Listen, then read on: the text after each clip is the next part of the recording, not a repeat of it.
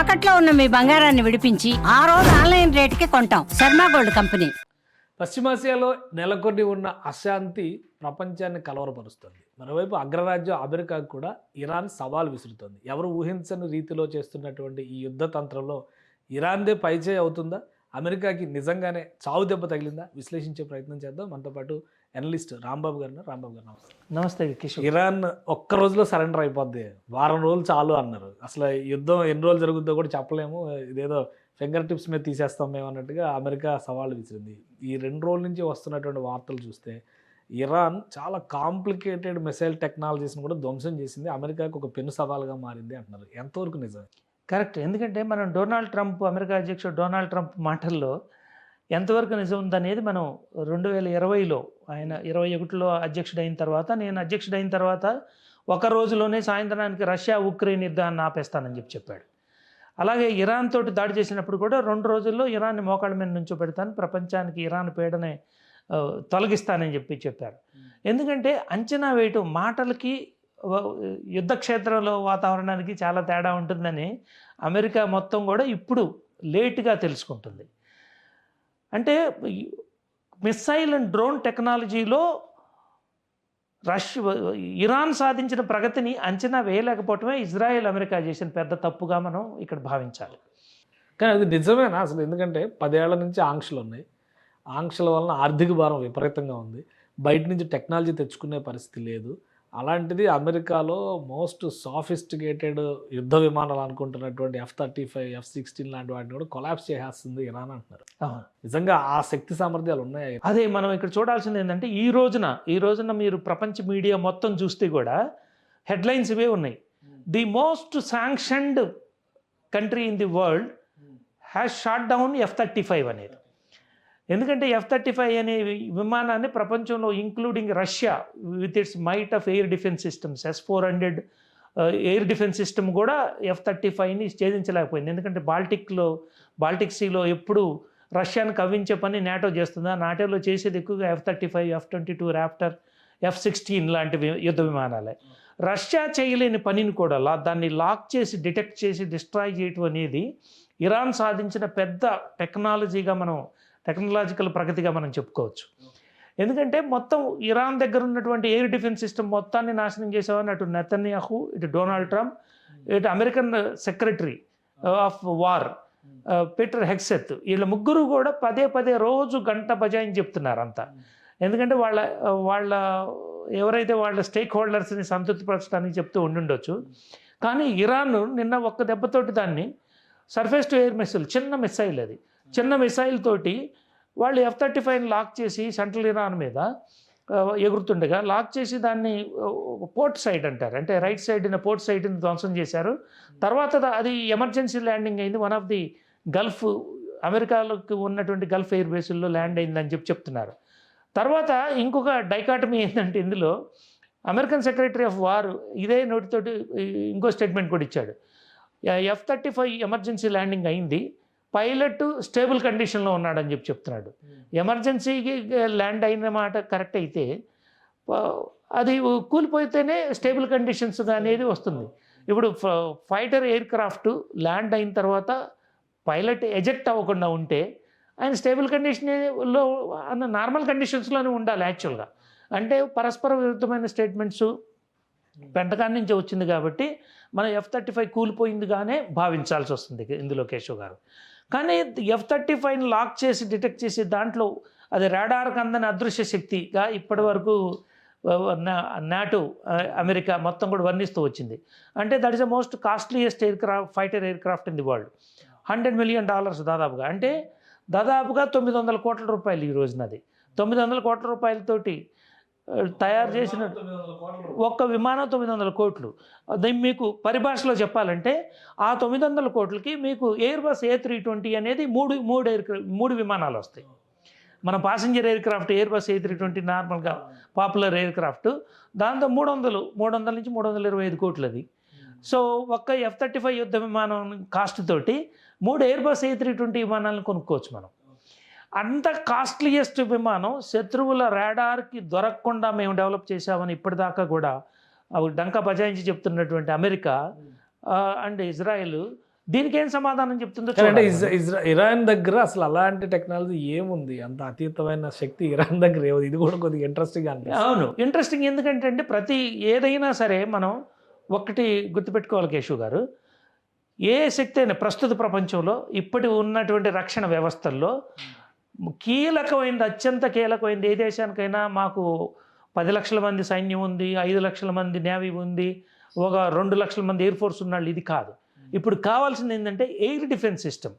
Incoming missiles కానీ, incoming drones కానీ, incoming fighter జెట్స్ని కానీ ఎదుర్కొని వాటిని కూల్చేసే గగనతల రక్షణ వ్యవస్థ, దాన్ని ఎయిర్ డిఫెన్స్ సిస్టమ్.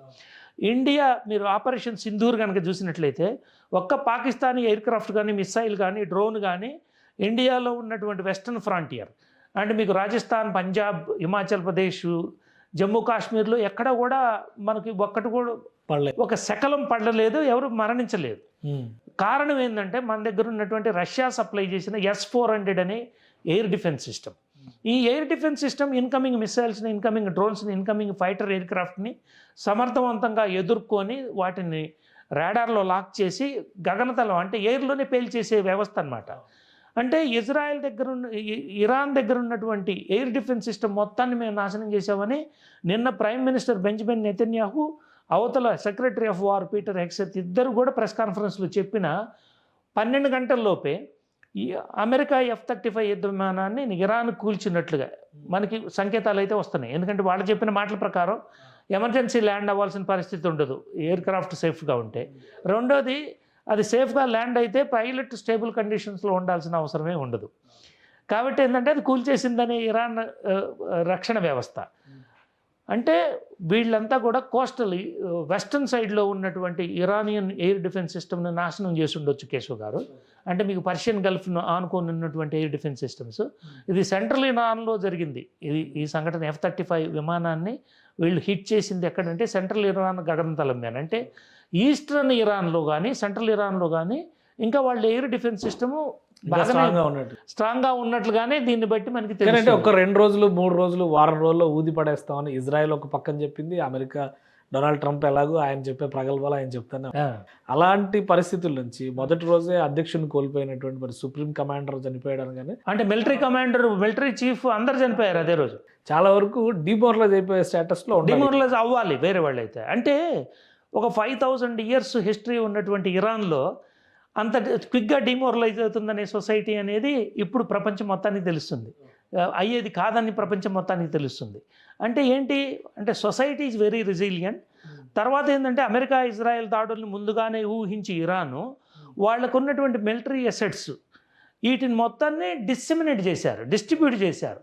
అంటే మొత్తం కూడా పర్షియన్ గల్ఫ్ నుంచి, అంటే అమెరికా నుంచి లేకపోతే ఇజ్రాయెల్ నుంచి వచ్చే ముప్పంతా కూడా పర్షియన్ గల్ఫ్, వెస్ట్రన్ ఇరాన్ అన్నమాట. అది దాని మీదనే మోహరించకుండా, దాని మీదనే కేంద్రీకరించకుండా వాళ్ళు ఈస్టర్న్ పార్ట్ ఆఫ్ ది ఇరాన్లో కానీ, సెంట్రల్ పార్ట్ ఆఫ్ ఇరాన్ కానీ, నార్థర్న్ పార్ట్ ఆఫ్ ఇరాన్ అంటే క్యాస్పియన్ సీ దగ్గరకు కూడా వీటిని కూడా డిస్ట్రిబ్యూట్ చేసినట్లుగా మనకి దీన్ని బట్టి తెలుస్తుంది.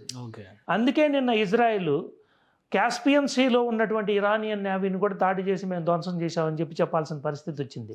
క్యాస్పియన్ సీ అనేది north of Iran, almost border with Azerbaijan, Russia, Kazakhstan.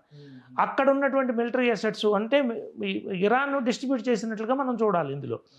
అంటే ఎయిర్ డిఫెన్స్ సిస్టమ్ అనేది ఒక చోట పోయినా సరే మిగతా చోట్ల ఇది దేశాన్ని కాపాడుతుందనే ఉద్దేశంతో బహుశా అంటే వాళ్ళ ఇరాన్ యొక్క మిలిటరీ స్ట్రాటజీ గురించి ఇండియా లాంటి కంట్రీ కూడా డిఫరెంట్గా ఎంతో కొంత నేర్చుకోవాల్సిన పరిస్థితి అయితే ఉంది ఇందులో. ఎందుకంటే ఇంత లీడర్షిప్ మొత్తం టాప్ టు బాటమ్ మొత్తం పైన కూడా military leadership is decentralised, military assets are decentralised, air defences are decentralised. అంటే అవసరం ఉంది లేదని కాకుండా వాళ్ళు ఏంటంటే ఒక బ్యాకప్ ప్లాన్ అనేది దాంతో, అంటే వాళ్ళు దాదాపుగా 8 సంవత్సరాలు ఇరాక్ తోటి యుద్ధం చేసిన అనుభవంతో కావచ్చు, లేకపోతే ఫ్రీక్వెంట్గా ఇజ్రాయెల్ తోటి ఉన్నటువంటి ఒక 4 దశాబ్దాల శత్రుత్వం వల్ల కావచ్చు, వాళ్ళ మిలిటరీ స్ట్రాటజీ మాత్రం కరెక్ట్గా ఉందని మనం ఈ సంఘటన రుజువు చేస్తుంది.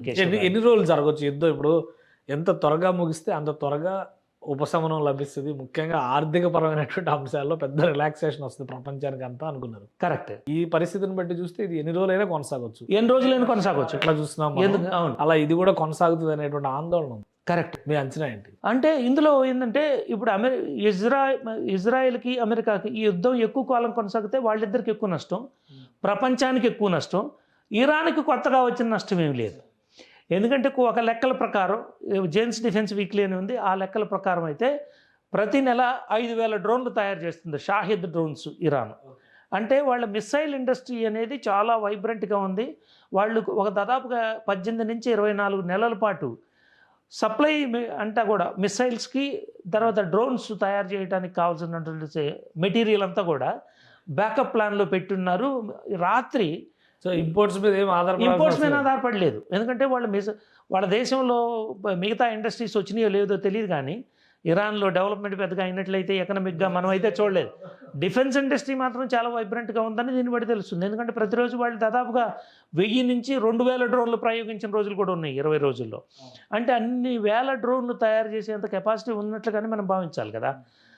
కాబట్టి ఈ యుద్ధం ఎక్కువసేపు కొనసాగితే ఎవరికి నష్టం అంటే ముందు ప్రపంచానికి నష్టం, ఇండియా లాంటి కంట్రీకి నష్టం, ఏషియా మొత్తానికి నష్టం, తర్వాత కొల్లెటరల్ డ్యామేజ్ ఏదైతే ఉందో ఇజ్రాయెల్కి నష్టం. ఎందుకంటే గత 1 ఇయర్గా వీళ్ళు ఇరాన్ తోటి యుద్ధం చేస్తూనే ఉన్నారు. ఇజ్రాయెల్ ఎకానమీ కూడా కొలాప్స్ అయినట్లుగా ఇప్పుడు లెక్కలు చెప్తున్నాయి. ఎందుకంటే ఇజ్రాయెల్ అంతా ఐరన్ డోమ్ అనే ఒక మిసైల్ వ్యవస్థ ఉంది వాళ్ళ దగ్గర. ఇన్కమింగ్ ప్రొజెక్టైల్స్ని ఆపటం ఒకటే కాదు, వాళ్ళ దగ్గర ఐరన్ డోమ్ అనే ఒక ప్రెస్ గుకి కూడా గోడ కట్టారు. ఇజ్రాయెల్లో జరిగేది ఏది కూడా ఒక ఐరన్ డోమ్ నుంచే, ఆ ఐరన్ డోమ్ నుంచి బయటకు వచ్చే మార్గం లేదు.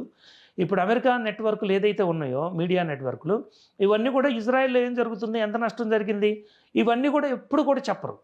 ఒక్క విషయం కూడా ఇజ్రాయెల్ నుంచి బయటికి రాదు. అంటే ఒక మీడియా నియంతృత్వం ఉన్న ఏకైక దేశం ఇజ్రాయెలే ఈ రోజున ప్రపంచంలో. కాబట్టి ఇజ్రాయెల్లో పెద్ద మిస్సైల్ దాడి జరిగిందంటారు. ఒక ballistic missile, cruise missile central ఇజ్రాయెల్ని కొట్టిందంటారు. 2 మనుషులు చనిపోయారని చెప్తారు. దాదాపు 100 మంది గాయపడ్డారంటారు. అంత పెద్ద కానీ దాదాపు 100 బిల్డింగ్స్ నేలమట్టం అయి ఉంటాయి ప్రైవేట్గా సర్క్యులేట్ చేస్తున్న వీడియోస్ ప్రకారం చూస్తే. అది ఎంతవరకు నిజం అనేది ఏది కూడా లెక్కలు తెలియదు. ఇజ్రాయెల్ దగ్గర ఉన్నటువంటి వెపన్స్ అన్నీ కూడా అయిపోయింది, ఎమ్యునిషన్ అంతా అయిపోయింది. కాబట్టి నిన్న డొనాల్డ్ ట్రంప్ పెంటగాన్ ద్వారా అమెరికన్ కాంగ్రెస్కి ఒక బడ్జెట్ ప్రపోజల్ పెట్టారు. ఎందుకంటే ఇజ్రాయెల్కి దాదాపుగా $3 బిలియన్ వర్త్ ఎమ్యునిషన్ పంపించాలి ఇమీడియట్గా అని. అలాగే ఇరాన్ తోటి యుద్ధం ఎక్కువ కాలం కొనసాగుతుంది కాబట్టి అమెరికన్ కాంగ్రెస్కి పెంటగాన్ అంటే అమెరికా డిఫెన్స్ వ్యవస్థ $200 బిలియన్ బడ్జెట్ పెట్టింది, మాకు శాంక్షన్ చేయండి, యుద్ధం ఎక్కువ కాలం కొనసాగవచ్చు. 18 లక్షల కోట్లు అవుతుందని చెప్పి. అవును, 18 లక్షల కోట్లు. $200 బిలియన్ ఈజ్ 18 lakh crores. అంటే మన ఇండియన్ బడ్జెట్కి సగం అనమాట.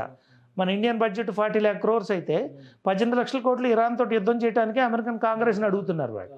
అంటే వాళ్ళు ఎంత మితిమీరిన పోకడతోటి పోతున్నారు అమెరికా అనేది. కానీ దీంట్లో వాళ్ళ మితిమీరిన వ్యవహారం ఉండిండొచ్చు కేశవ్ గారు. ఇండియా లాంటి country which is fuel dependent, అంటే మనకు 80% ఆఫ్ ది ఆయిల్, ఎల్పిజి మొత్తం డివోట్ చేసుకుంటున్నాం, సిఎన్జి, ఎల్పిజి కూడా. ఇప్పుడు మనం కోరని యుద్ధానికి మనం ఎందుకు నష్టం కట్టాలి? ప్రపంచ దేశాలు ఫస్ట్ రియాక్ట్ అయితే వీళ్ళని తొందరగా. అటువంటి అవగాహన లేదు. నాకు చాలా ఆశ్చర్యంగా ఉంటుంది. మనం కోరుకోని యుద్ధం ఇది. ఒక ఇజ్రాయెల్ రక్షణ కోసం అమెరికా ఎక్కడో ఒక మూలను కూర్చొని యుద్ధం చేస్తుంది, ప్రపంచం మొత్తం కూడా దానికి మూల్యం చెల్లిస్తుంది. ఇండియాలో ఉన్న కోట్లాది మంది ఎందుకు ఎక్కువ కాస్ట్ పే చేయాలి? ఈ రోజున గ్యాస్ కోసం కోట్లాది మంది రోడ్డును ఎక్కించింది ఎవరు? బాధ్యులు ఎవరు? డొనాల్డ్ ట్రంప్, అటు బెంజమిన్ నెతన్యాహు. వీళ్ళ మీద చర్యలేవి అంతర్జాతీయ న్యాయస్థానంలో కానీ ఈ దేశాలు కానీ నోరెత్తట్లేదు. ఇండియా లాంటి కంట్రీలో కూడా ఈ అవేర్నెస్ రావాలి. మనం కోరుకోని యుద్ధాన్ని మనమేన రుద్ది మన కోట్లాది అన్నల్ని, తమ్ముళ్ళని రోడ్డుకి ఎక్కించినటువంటి డొనాల్డ్ ట్రంప్, బెంజమిన్ నెతన్యాహు మీద తగిన చర్య తీసుకోవాలి కంపల్సరీ. అటువంటి చర్యలు ఆ దిశగా ఆలోచన చేస్తే ఎవరు మంచి ఎవరు చెడు అనేది తెలుస్తుంది. ముగింపు అనేది తొందరగా వచ్చిందని రావాలని మనం కోరుకుందాం. థ్యాంక్ యూ రాంబాబు గారు విశ్లేషణ. ఇది ఇరాన్ చేస్తున్నటువంటి ప్రతిదాడులు ఖచ్చితంగా అగ్రరాజ్యంతో పాటు ఇజ్రాయెల్ని వణికిస్తున్నాయి. మిగతా దేశాలతో పోల్చి చూసినప్పుడు ఇరాన్ రక్షణ వ్యూహంలో మాత్రం ముందుందని అర్థం చేసుకోవచ్చని రాంబాబు గారు అంటున్నారు. ప్రపంచానికి సంబంధం లేకుండా ఈ యుద్ధాన్ని రుద్దినందుకు అమెరికా, ఇజ్రాయెలే బాధ్యత వహించాలని ఆయన చెప్తున్నారు. ఇది స్పెషల్ డిస్కషన్. Keep watching.